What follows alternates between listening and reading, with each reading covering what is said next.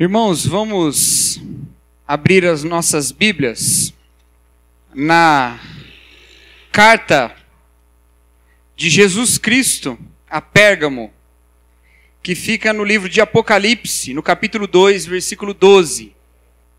O nosso irmão Wagner fez uma oração agora, e ele disse: Senhor, nós que vamos ficar aqui, as crianças vão lá para o fundo, ouvirem da palavra de Deus, mas nós que vamos ficar aqui, nos incomode. E eu acredito que não tinha um verbo melhor para nós clamarmos a Deus essa noite, que não seja o verbo incomodar.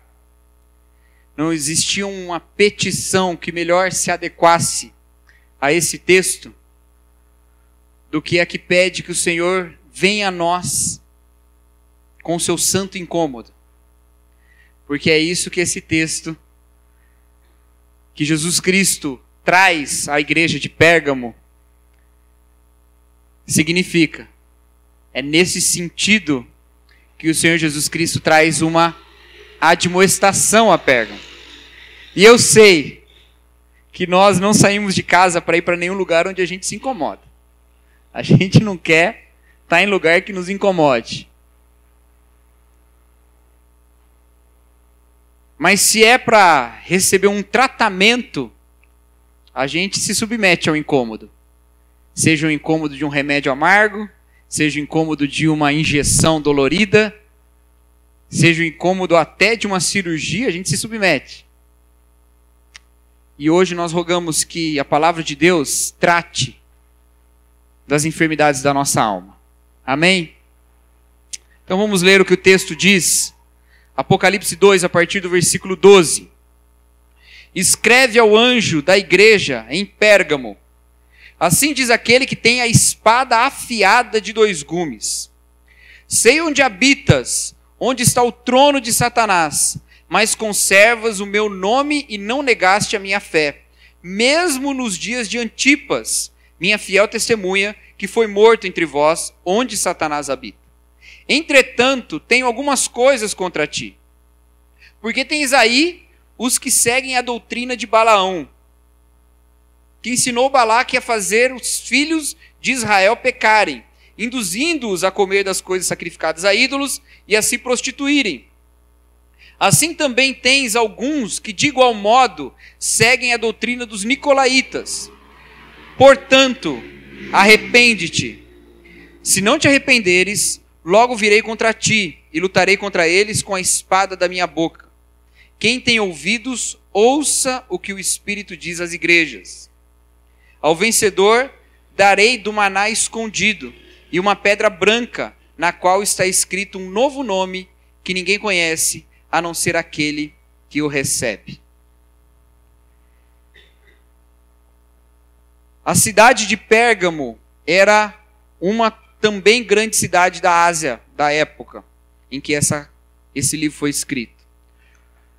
Ao lado das outras cidades já mencionadas aqui, Éfeso e Esmirna, Pérgamo buscava ou disputava um destaque. Mas Pérgamo era o centro religioso, era um centro religioso. Éfeso era um centro religioso.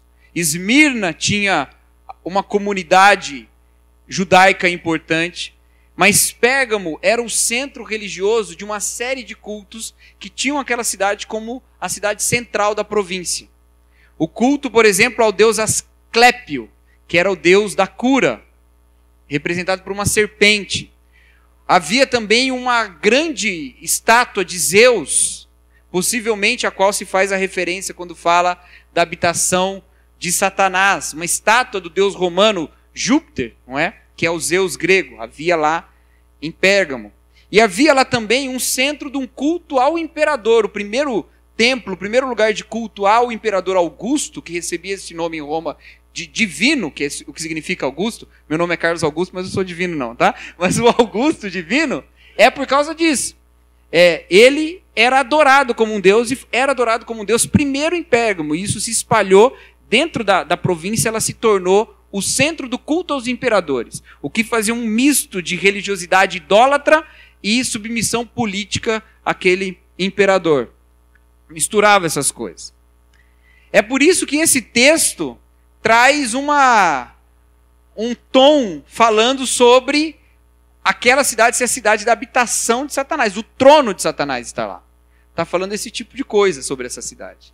Sobre essa igreja que fica ou sobre essa cidade na qual fica essa igreja. E o Senhor Jesus Cristo pede que seja escrita essa carta para a igreja de Pérgamo, e ele não alivia. Ele fala algumas coisas muito pesadas sobre o que está acontecendo naquela igreja. Das cartas que nós lemos até agora, essa é a que traz o tom mais severo. Vamos lembrar, Éfeso diz: tenho contra ti que abandonaste o primeiro amor. Volte ao primeiro amor, viva o amor, não é pouca coisa, é sério. Se você não se arrepender, eu vou tirar o castiçal da sua igreja. O segundo, a igreja de Esmirna, é uma igreja perseguida. E fala, o bicho vai pegar para o seu lado, você vai ser perseguido, Satanás vai jogar alguns de vocês na cadeia, vocês vão morrer, mas ser fiel até a morte. Não fala, tenho contra ti nada. Mas contra Pérgamo há algo muito sério acontecendo. Uma palavra dura do Senhor Jesus Cristo. E isso se anuncia já com a figura com a qual ele se apresenta. Vamos lembrar sempre que quando ele fala, assim diz aquele que, ele está fazendo uma referência à descrição dele mesmo presente lá no capítulo 1. E ele fala, assim diz aquele que tem a espada afiada de 2 gumes. É o que está escrito lá no versículo 16 do capítulo 1. Volta um pouquinho lá, no versículo 16.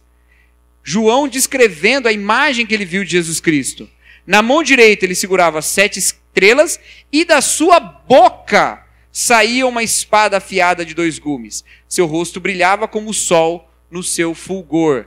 O Senhor segurava essas estrelas e da boca dele saía uma espada afiada de 2 gumes. E é esse detalhe da imagem de Jesus que ele fala para essa igreja. Eu sou aquele que tem a espada afiada de 2 gumes. E essa espada não está na minha mão. Essa espada sai da minha boca. Você sabe por quê? Você sabe por que ele diz que a espada sai da boca dele? Porque essa espada de 2 gumes, essa imagem com a qual o Senhor Jesus Cristo se revelou a João, ela não é uma imagem gratuita. Ela não está aqui como apenas uma coisa para, vamos botar uma coisa diferente, uma espada saindo da boca dele. Não. Ela está aqui fazendo referência aos textos do profeta Isaías, no capítulo 11, capítulo 49 do seu livro. E lá ele diz que o Senhor fere a terra com a sua palavra.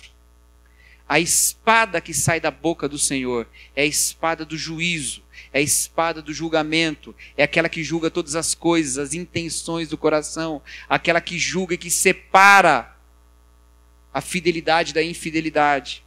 Essa espada é a espada da palavra de Deus. A palavra de Deus é maravilhosa. A palavra de Deus nos traz conforto. A palavra de Deus nos revela o caminho da salvação. Mas a palavra de Deus nos fala de um Deus que é santo. E um Deus que é santo é ao mesmo tempo um Deus que é irado. Irado. Nós não podemos compreender a santidade de Deus sem compreender que santidade tem uma face de ira. Porque é isso que significa a ira de Deus. A Bíblia manda você segurar a sua ira aí. Ela fala para você abandonar a ira. Em alguns momentos ela fala, irai-vos, mas não pequeis. Vai falar lá no Antigo Testamento e vai falar também em Efésios. Irai-vos, mas não pequeis.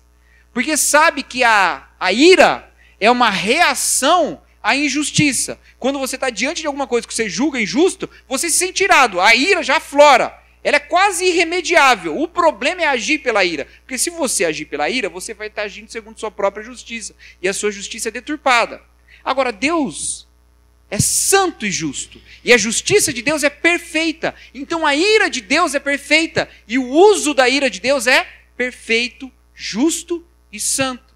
Um Deus santo tem uma ira santa, e ele manifesta sua ira santa na sua palavra. A palavra de Deus revela uma santidade de Deus, que é uma santidade de um Deus irado. É importante que a gente entenda isso. Deus é santo, e a sua santidade manifesta juízo, um juízo que é a ira de Deus. Acontece que na maneira como nós estamos hoje, na dispensação ou no tempo em que nós estamos, nós desfrutamos da santidade, da justiça de Jesus Cristo, que é atribuída a nós. E aquela ira que Deus tinha para derramar sobre nós, está derramada sobre Jesus Cristo na cruz. E essa é a graça maravilhosa. É por isso que João, ao começar a escrever o Apocalipse, ele diz, ele te ama. Ele começa falando isso, olha, eu vou falar umas coisas aqui assustadoras, mas não fica com medo, porque isso aqui é a palavra daquele que te ama. O Senhor que tem a espada que sai da sua boca, o Senhor que é irado, ele é um Deus que nos ama.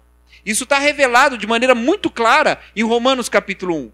Lá fala que no Evangelho se manifesta a justiça de Deus, mas para a salvação. E logo em seguida diz que Deus manifesta do céu a sua ira contra toda injustiça.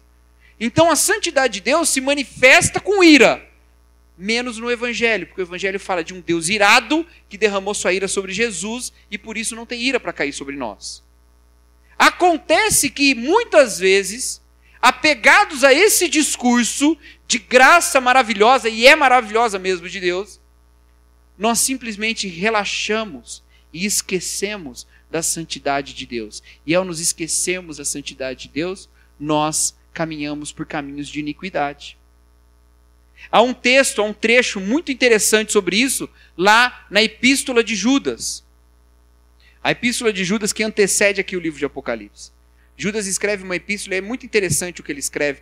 Ele começa a escrever e ele fala assim, eu queria muito escrever para vocês sobre a salvação que nós temos em Jesus Cristo. Ou seja, ele queria falar sobre o Evangelho.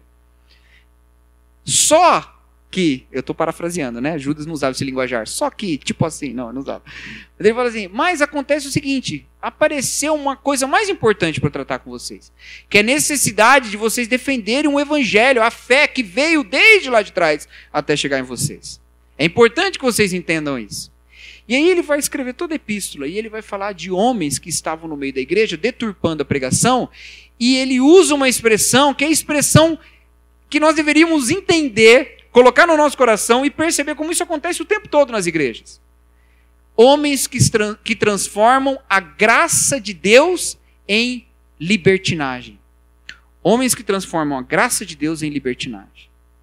Que pegam esse discurso da graça, Deus é um Deus gracioso, Deus é um Deus que está de braços abertos para o pecador, e ele não fala, pecador, primeiro se limpa, depois chega perto de mim. Não, ele abraça o pecador na sua imundícia e o purifica do seu pecado pelo seu evangelho. Porém, daí para frente o pecador é transformado. Ele vive uma vida de santidade. Transformar a graça em libertinagem é tirar do evangelho o efeito transformador dele. É dizer, olha, o evangelho te garante um ticket para o céu e o resto você faz o que quiser, meu amigo. Vive aí do jeito que você quiser. Esse não entendeu a plenitude do evangelho e não está quebrantado diante da cruz. Porque quando a gente olha para a cruz e a gente vê a morte de Jesus Cristo, a gente vê um Deus gracioso que nos atinge com seu perdão, mas a gente vê Deus na manifestação da sua ira profunda sobre o Filho para não cair sobre a gente. Ele derramou toda a ira contra todos os nossos pecados em Jesus. E Jesus Cristo então levou isso sobre ele. Então quando nós olhamos para a cruz, nós vemos Deus em sua santidade e agradecemos pela sua misericórdia. É por isso que quando nós temos o memorial da cruz, que é a ceia do Senhor, nós antecedemos com um momento de autoexame. Que a palavra de Deus fala que aquele que come e bebe sem discernir o corpo, come e bebe para a própria condenação. Como assim? Você está olhando para a cruz, mas não está vendo a santidade de Deus. Você está ignorando a santidade de Deus. Você está tomando Deus apenas como um nome. Você não está vivendo. Você não está olhando e falando, olha, custou tudo isso, agora vou viver uma vida de quem recebeu essa graça de Deus. Você não. Você está olhando e falando, a graça já me transformou, vou viver do jeito que eu quiser. Há um homem, um teólogo, já morreu, muito importante para mim a trajetória, um homem que eu admiro muito, cuja história eu acho muito bonita.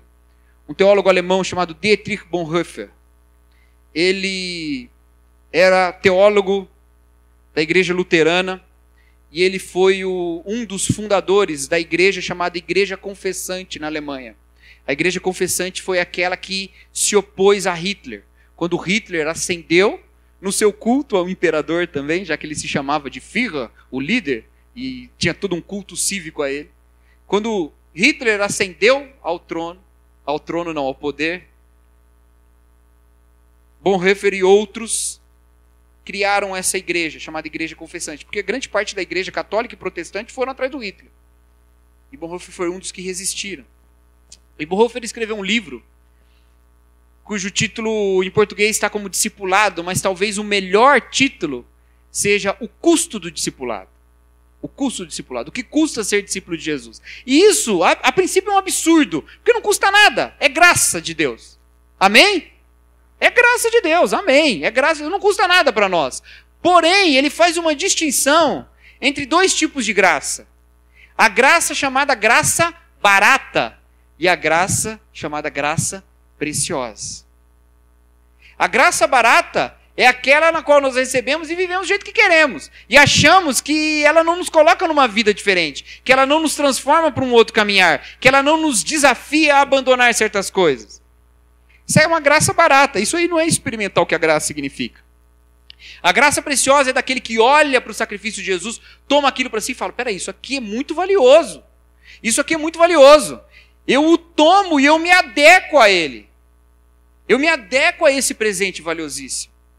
Entender a graça de Deus nos leva a uma transformação. Entenda, eu não estou colocando aqui em questão a salvação de ninguém.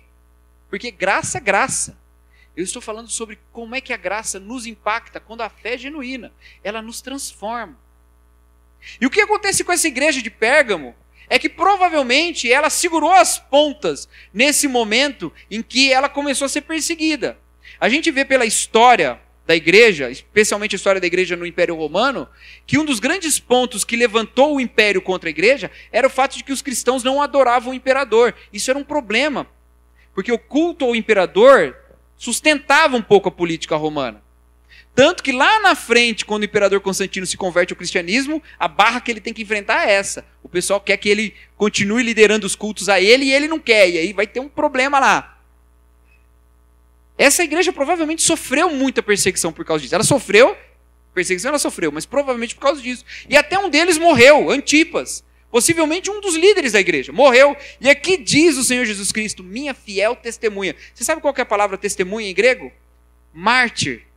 Esse é o primeiro registro da palavra testemunha, significando alguém que morreu pelo testemunho que ele dá. Antipas, meu fiel mártir, minha fiel testemunha. Ele morreu por causa da pregação. Nos tempos de Antipas, vocês seguraram a onda, porque naquela época existia uma grande perseguição. Mas agora, eu tenho algo contra vocês. Eu tenho algo contra vocês que é o fato de que vocês estão se apegando a uma graça barata. Que não estão olhando como o Senhor Jesus Cristo é esse que tem a espada da palavra que nos fere e nos transforma. E estão vivendo uma vida como se Deus não fosse santo. Estão deixando que dentro da igreja de vocês se pregue, se ensine e vivam práticas que são práticas de consumo dos alimentos dos templos idólatras, a participação das cerimônias desses templos, de dedicação de alimentos aos ídolos e a imoralidade sexual. Vocês não estão levando a sério o fato da minha palavra ser uma espada que julga e separa a fidelidade da infidelidade. Vocês não estão se levando a sério. Vocês estão deitando na graça e dizendo, a gente vai, tá tranquilo, vamos nessa. Estão aceitando ensinos idólatras como se esses ensinos pudessem ser adequados. Vamos todo mundo junto, Deus é um só, vamos lá pessoal.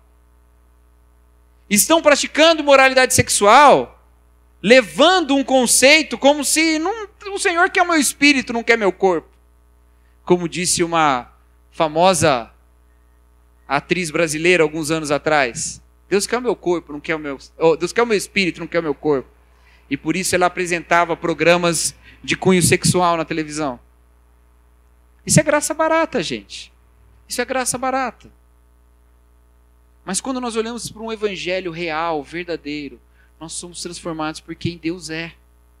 E olha só que interessante, ele diz, no versículo 13, eu sei onde habitas, onde está o trono de Satanás, onde tem esses cultos idólatras todos. Mas você conserva o meu nome e não negaste a minha fé. Mesmo lá, nos momentos de aperto da época de Antipas, eles ficaram firmes. E agora eles continuam, é uma igreja. Se você chegasse lá, você ia identificar onde é que estão os cristãos. Já estão ali.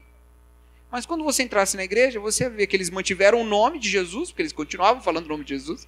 Mantiveram a fé, porque eles continuavam sendo uma igreja de Jesus Cristo.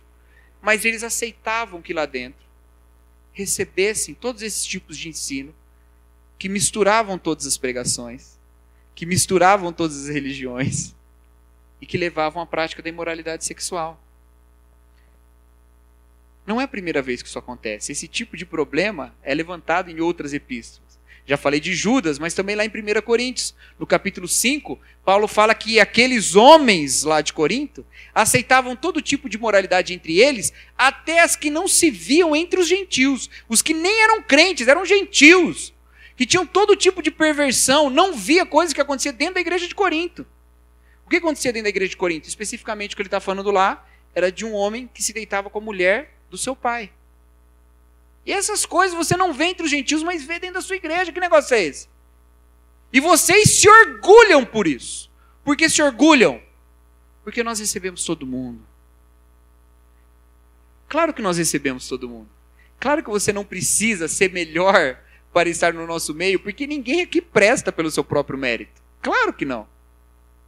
Mas a gente não pode tirar de visão a santidade de Deus para onde a gente está andando.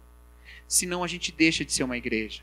A gente vira um clube de bem-estar, em que a gente fica trazendo palavras que consolem o nosso coração, palavras que nos façam nos sentir melhor com o nosso próprio pecado, nos sentir melhor com nós mesmos. Não é isso que Jesus Cristo quer fazer com sua palavra. Ele quer vir com a sua espada, nos ferir e nos transformar. Se você conhece o Evangelho pela fé, o Evangelho te feriu. O Evangelho feriu o seu coração e te tornou um cativo de Deus. E agora você é transformado. Porque o Evangelho traz essa diferença. Queridos, esse falso evangelho de Pérgamo tem estado nas igrejas em muitos momentos, e Deus nos livre de que ele esteja presente entre nós também.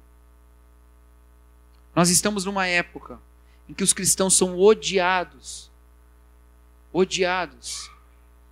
por trazerem um tipo de pregação. Infelizmente, a maior parte do ódio voltado contra os cristãos no nosso território nacional, no nosso país, não é um ódio pelo que deveria ser.